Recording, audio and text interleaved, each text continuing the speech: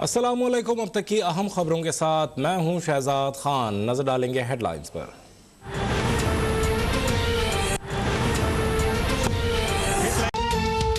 World number 1 और hot favourite England को शिकस्त। न्यूजीलैंड पहली बार T20 वर्ल्ड कप के फाइनल में पहुंच गया। न्यूजीलैंड ने 167 रन का हदफ एक ओवर पहले ही हासिल कर लिया। डेरिल मिचेल की 73 रन की नाकाबिले शिकस्त इनिंग्स। डेविन कॉनवे और जेम्स नीशम का भी इंग्लिश बॉलर्स पर लाठीचार्ज।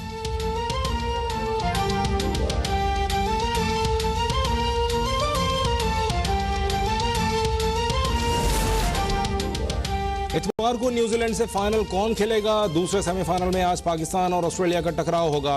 बड़े मैच से कबल दुबई में शाहीनों की जमकर प्रैक्टिस। बुखार और फ्लू में मुब्तला मोहम्मद रिजवान और शोएब मलिक का आराम। दोनों की कोरोना टेस्ट मनफी। मैच से कबल दोबारा चेकअप होगा।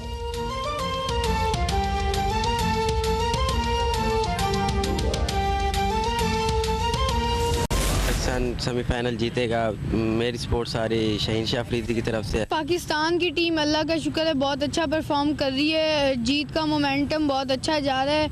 इंशाल्लाह यही मोमेंटम कैरी करेगी और उम्मीद है कि दफ़ा पाकिस्तान जो अपनी तारीख बदल देगा। लेकिन जो नॉकआउट से स्टेजेस में पाकिस्तान अक्सर जो है ना वो टफ टाइम देता, वो ऑस्ट्रेलिया जो है ना वो टफ टाइम देता है पाकिस्तान में। अगर नीचे मिडल ऑर्डर की ज़रूरत पड़ी तो हमारे पास सीनियर प्लेयर हैं, इंशाल्लाह वो भी अच्छा परफॉर्म करेंगे।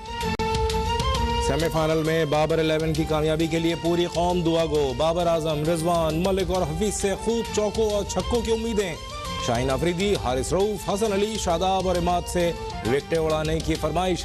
इंग्लिश टीम की शिकस्त के बाद बरतानवी हाई कमिश्नर ने पाकिस्तान को अपनी फेवरेट टीम करार दे दिया।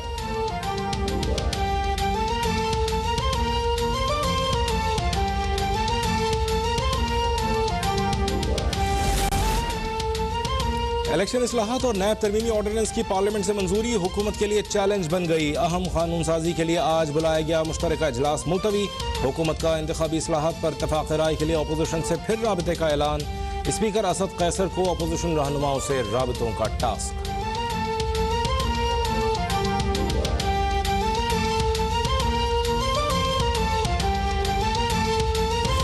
कि 1970 के बाद जितनी इलेक्शंस हुई हैं सारी कंट्रोवर्शियल हुई है। हारने वाले ने माना ही नहीं रिजल्ट। वो कहते हैं धांधली हुई है। तो जब अगर 50 साल में हम इलेक्शंस फ्री एंड फेयर का मतलब जिस तरह उन डेवलप्ड डेमोक्रेसीज में इलेक्शन होती है सब तस्लीम करते हैं रिजल्ट कि तजवीज़ आपने देनी नहीं है। सारी इलेक्शन 50 साल से कंट्रोवर्शियल है। एक गवर्नमेंट वो लेके आ रही है ईवीएम मशीन्स, इसमें हमें क्या फायदा है? जिस तरह के सेनेट के इलेक्शन की ओपन वोटिंग से हमें क्या फायदा है? हुकूमती और इत्तेहादी अरकान इंतखाबी इस्लाहात के हक में जिहाद समझकर वोट दें। करप्ट सिस्टम की पैदावार माफिया तब्दीली नहीं चाहता, लेकिन मेरा तो मिशन ही तब्दीली है।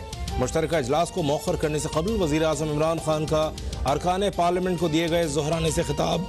इलेक्ट्रॉनिक वोटिंग मशीन की मुखालफत पर अपोजिशन और इलेक्शन कमीशन पर कड़ी तनकीद। इलेक्शन कमीशन पर EVM के खिलाफ प्रोपेगेंडे का इल्ज़ाम।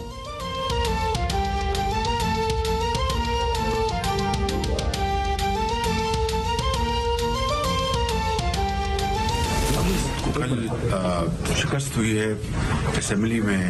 आपने खुद देखा 2 आइटम पर वोटिंग हुई और दोनों में ऑपोजिशन मुतहदा ऑपोजिशन के वोट उनसे कहीं ज्यादा थे। इस तरह ये लेके आ रहे थे ये मशीन, तो उनको तो अपने इत्तेहादी उसके ऊपर ये मैं समझता हूँ कि उन्होंने नो कॉन्फिडेंस का इजहार किया है। लगता है कौमी असम्बली में अददी शिकस्त से हुकूमत को हैसियत का पता चल गया।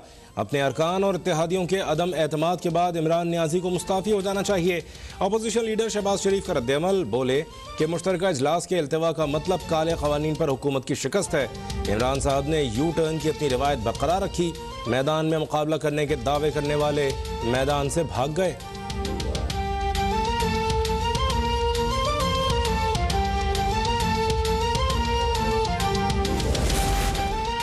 मुश्तरका इजलास से भागना इमरान खान की घबराहट का सबूत है। हुकूमत की उल्टी गिनती शुरू हो चुकी। इमरान खान अब मजीद घबराएंगे। बिलावल भुट्टो का अपोजिशन अरकान के एजाज में ईशाइये से खिताब। कहा नैब तरमीमी ऑर्डिनेंस और इलेक्शन चोरी की साजिश नाकाम बनाएंगे। महंगाई से परेशान कौम अपोजिशन की तरफ देख रही है। पीपल्स पार्टी ने पहले भी मईशत को संभाला, अब भी मुल्क को बहरान से निकालेगी।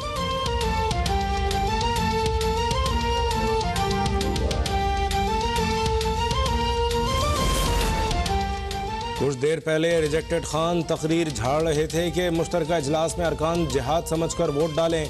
क्या कौम ये पूछ सकती है कि जिहाद अचानक मुलतवी क्यों करना पड़ा? नायब सदर नून लीग मरियम नवाज का तंज। नवाज शरीफ करते करते उन्होंने अपने गिरबान फाड़ लिए। महंगाई हो, बेरोजगारी हो या शोहदा के लवाहिकीन, उनका जवाब यही है कि मैं क्या करूं, मुल्क पर मुसल्लत इस अजाब का खात्मा करीब है।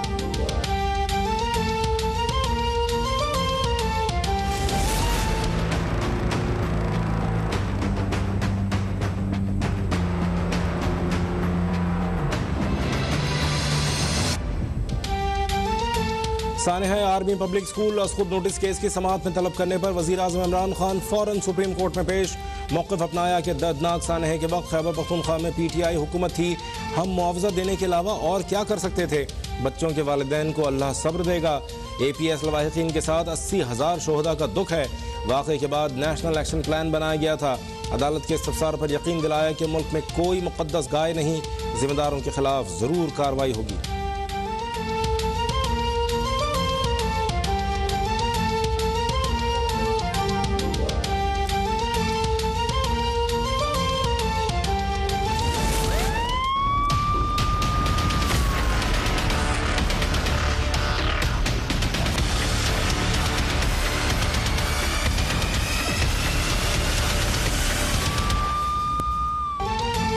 सुप्रीम कोर्ट ने सानेहा APS पर वज़ीर आज़म की एक और कमीशन बनाने की इस्तदा मुस्तरद कर दी। 20 अक्टूबर के हुक्मनामे पर अमल दरामद की हिदायत। 4 हफ्तों में रिपोर्ट तलब। जज साहिबान के वज़ीर आज़म इमरान खान से सख्त सवालात। चीफ जस्टिस ने पूछा, ऐसा सानेहा क्यों हुआ?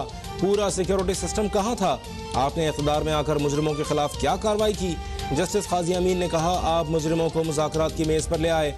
क्या हम फिर सरेंडर दस्तावेज पर दस्तखत करने जा रहे हैं?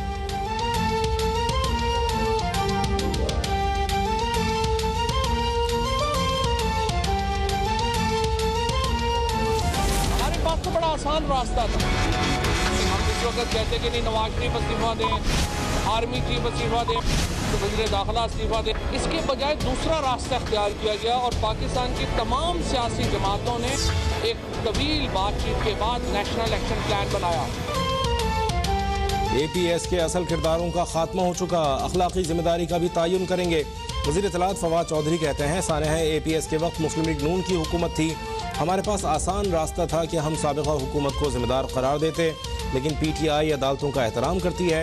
वज़ीर दाखिला शेख रशीद ने कहा, सानेहा APS के तमाम जिम्मेदारों को बेनकाब करेंगे।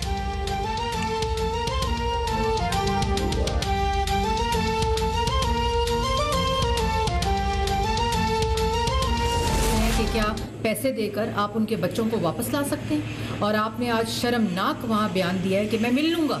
आपका मतलब है कि आपके मिलने से और सुप्रीम कोर्ट आपको डायरेक्शन दे, तो क्या आपने क्या करना है? आप 3 साल से वज़ीर आज़म हैं और आप 8 साल से खैबर पख्तूनख्वा के अंदर हुकूमत रखते हैं, तो आप बताएं कि आपने APS के लोगों के बच्चों के लिए क्या किया है?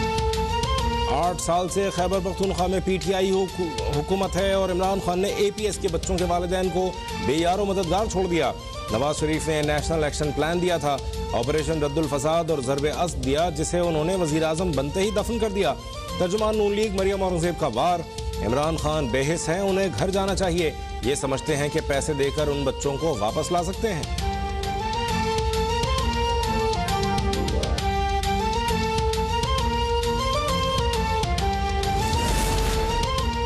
इंटरबैंक में डॉलर $1.30 महंगा होकर 172 रुपये 93 पैसे पर पहुंच गया। ओपन मार्केट में $1.50 इजाफे से 175 रुपये 30 पैसे पर जा पहुंचा।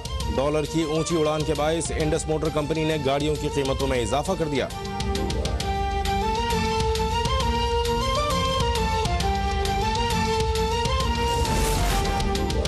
सिंध हुकूमत ने गन्ने की फीमन इमदादी कीमत 250 रुपये मुकर्रर कर दी। 4 नवंबर से पहले 16 शुगर मिलों ने बॉयलर स्टार्ट कर दिए हैं और 2 शुगर मिलें चलना शुरू हो गई हैं। मुशीर ज़राअत मंजूर वसान का कहना है, वक्त पर न चलने वाली शुगर मिलों के खिलाफ कानूनी कार्रवाई की जाएगी।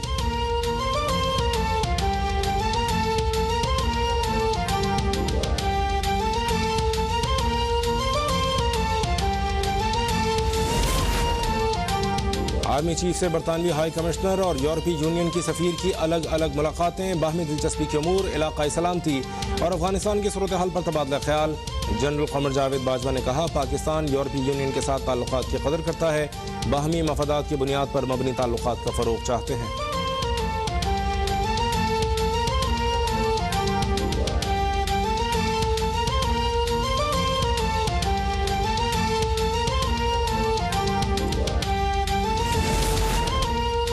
अफगान वज़ीर ख़ारजा अमीर खान मुत्तकी वक्त के हमरा पाकिस्तान पहुँच गए। अफगान वक्त की वज़ीर ख़ारजा शाह महमूद कुरैशी और दीगर हुक्काम से मुलाकातें शेड्यूल। अफगान सूरत हाल पर इस्लामाबाद में ट्राइका प्लस इजलास भी आज होगा। पाकिस्तान की सरबराही में होने वाले इजलास में चीन, रूस और अमरीका के नुमाइंदगान शरीक होंगे।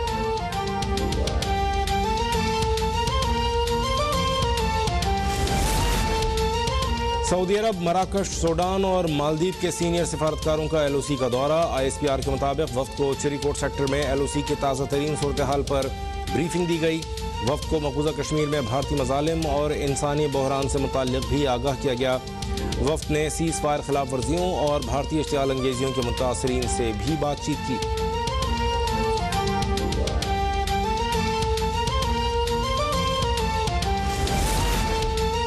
और मुल्क भर में कोरोना से मजीद 8 अफराद इंतकाल कर गए। 24 घंटों में 554 नए मरीजों का इजाफा। मुल्क में कोरोना से अमवात 28,566 हो गई। गुज़श्ता रोज 46,128 टेस्ट किए गए। मुस्बत केसेस की शरह 1.2% रही।